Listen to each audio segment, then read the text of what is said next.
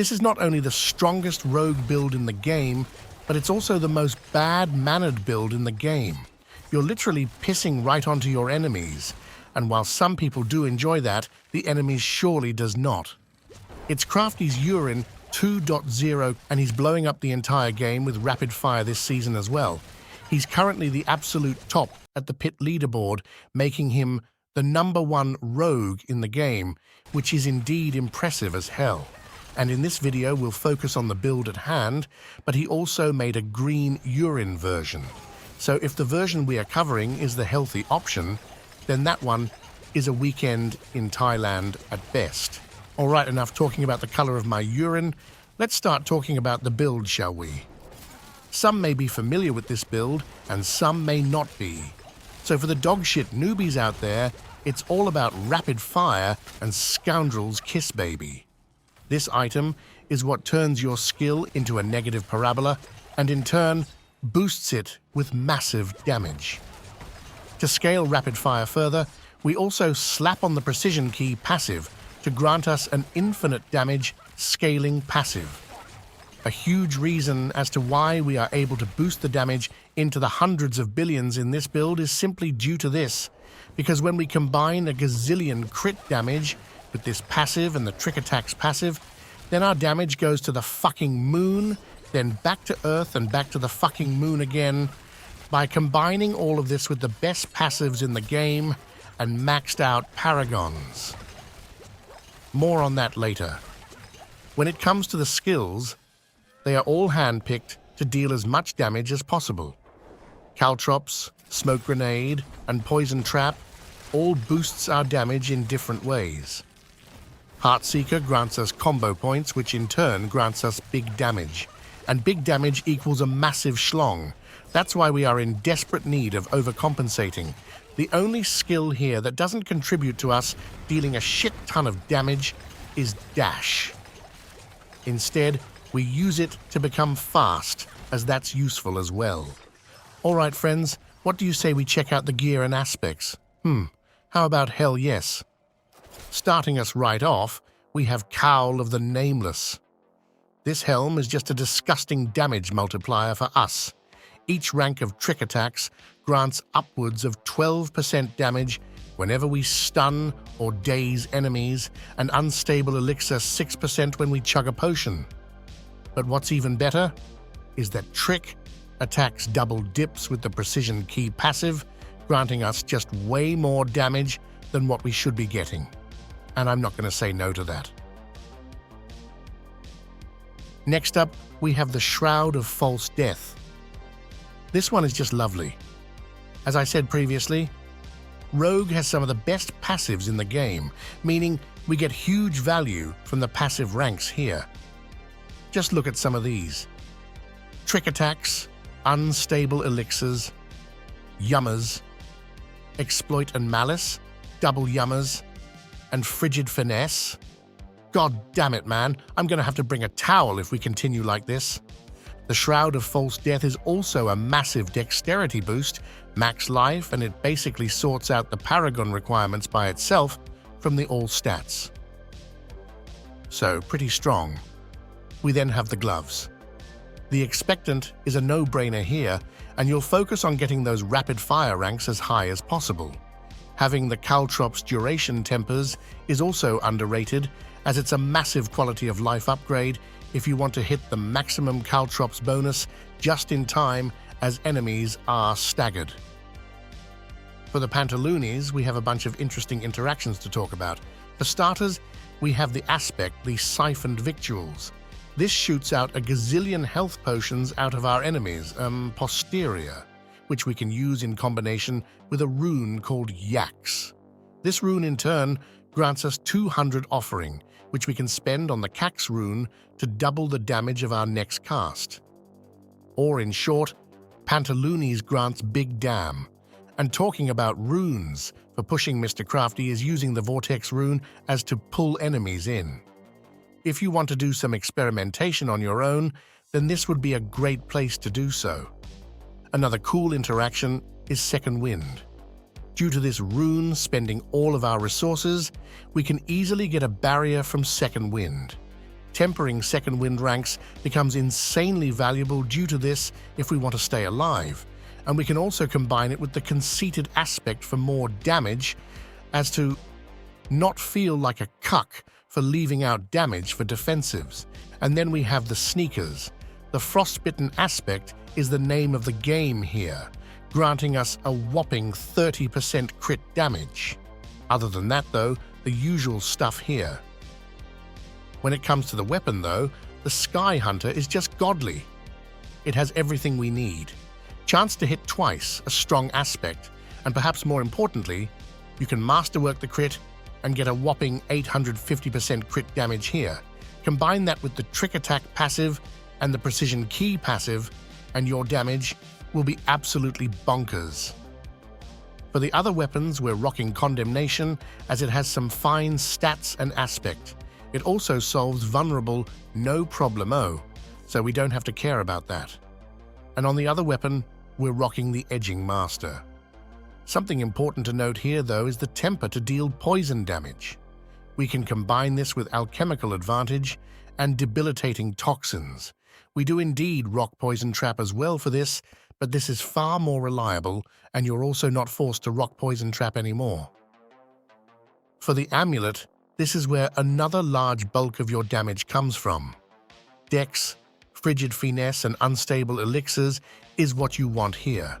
Be aware though, because here you must temper poison imbuement ranks in case you want to rock the poison version of the build. That's the only real difference here. You would then remove the armor roll and grab armor on the boots instead, for example, and you can have some fun with the poison version as well. Doing this also allows you to play all the other lovely poison imbuement builds if you want, without bricking your 50 billion gold amulet. And finally, the rings. Your only requirement in this build is Scoundrel's Kiss, and this thing drops from Batman. If you have Starless, then that thing is also goated as fuck, and you'd Prio core ranks along with attack speed on both rings, seeing as all the other stats are complete trash as you'll get 100% crit chance from the key passive anyways.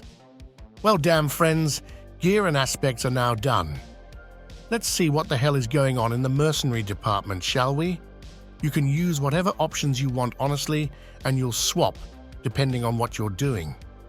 The setup I have here is for speed farming, so we're rocking Subo for the wall hacks and crit damage multiplier, and we combine that with Variana for a bit of additional attack speed. Another great option is to rock Raher, of course, as you're playing a class that doesn't run around with a 60,000 life barrier, and dying is an actual option here. Oh damn, will you look at that? It's already skill tree oh fucking clock.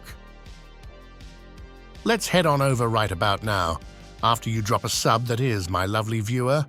In the basic skills, we grab Heartseeker simply for the crit damage it provides, combined with the fact that all the other options are useless. We then deck out our Rapid Fire with ease and pick up Advanced Rapid Fire. This in turn means that you'll have to evade every now and then to deal maximum amounts of damage. We also pick up Sturdy as to not die, and Siphoning Strikes is not really needed seeing as we'll be chugging potions non-stop. Yummers. Next up, we have just broken passive after broken passive. Trick Attacks is also a lovely double dipper, and we find our Caltrops here as well, which we use for the enhancement. Dash is used for mobility, and you can, if you want, swap this for Shadow Step. It will make you slower, but you would have Unstoppable for the crowd controls. After that, we go for Poison Trap, and we're using this mainly for the knockdown, so we can utilize Malice to the fullest. Smoke Grenade is also bonkers for the damage multiplier here. In the imbuement tree, we find the other reason as to why we want poison, for the attack speed and damage reduction that is. Frigid Finesse is also here, which is one, if not the best damage multiplier in the game. Heading on over to the ultimates, we basically just throw all of the remaining skill points that can boost us in any meaningful way, along with second wind, of course, which is a huge defensive for us. And finally, the key passive. As long as we crit with one of our Heartseekers, then you will get this fully stacked every third attack at least. And seeing as trick attacks grants us 100% crit chance, let's just say that's a non-issue LOL. Well, damn son, skill tree complete. Go grab a coffee or something because we're not done yet. We still have the Paragons and some gameplay left, and you definitely don't want to miss those. Because I'll send Crafty to drop kick you in the balls if you skip them. These Paragons are pretty decked out. In case you're a newbie that hasn't played a bunch yet, then you would simply skip some of the additive damage bonuses. For example, some here within the glyph radiuses here or in this board. Ideally, you would max out the combat glyph though, but in worst case scenario, you can reduce them as well. In any way, we're starting off with control for the 20% big hecking dam. Next it's time for cheap shot for the 20% damage, and we socket headhunter for the dex bonus. As third board, we go for exploit weakness and socket combat with ease. I definitely focus on leveling this one up first, as it's a massive damage multiplier for us. Along the way, we also have a bunch of damage reduction nodes. I'd focus on these along with max life and resistances last, as you can always grab an additional resistance rolls on your pantaloonies or sneakers if you have to. As fourth board, we have Deadly Ambush. We trigger this node via Caltrops and Poison Trap, and we then slap on the Pride glyph real hard as to get the maximum damage bonus from it. And finally, Cunning Stratagem. This legendary node buffs the amount of bullets you shoot out of your dick as you've stacked up your combo points, which is just lovely. We then finish it all off with Chip for the additional damage it provides us with. God damn it, man or woman, you still here? Don't you have anything better to do? Yeah, right? Like there's anything better than watching paragaming videos, am I right? Correct. Let's finish this video off with an epic finale. How to get good playing this amazing build. This build is one of my all-time favorites because it's silky smooth. The main core rotation is get 3 combo points, shoot out rapid fire, and repeat. To buff the damage further though, you would pull enemies in via Vortex by standing still, or ignore that if you're running another rune combo. You would then drop a Poison Trap and Caltrops onto their sorry asses, throw a smoke grenade in their face, and blow them up. This combo is mainly for pushing though, because if you're just farming, then you will be one-shotting all enemies simply from the 3 combo points into rapid fire combo, and then you'd mainly use the other skills on bosses. Another important thing to note here is evading and chugging health potions. Let's start with evade. You're getting more than 40% extra damage for 4 seconds after evading, so you want to keep doing this every now and then. You can even use this to animation cancel as you're busting out the rapid fires, but it requires a bit of practice in the target dummy area. The other part, chugging health potions, is also important. You basically just want to chug these as frequently as possible, both due to them granting a damage bonus from unstable elixir, but also due to the Yax-Cax rune combo that doubles your damage after chugging 2 potions. It's a massive DPS boost, so don't you dare forgetting it. Alright friends, that's all for this one. If you have any questions about the nitty-gritty details of the build, then go ask Crafty.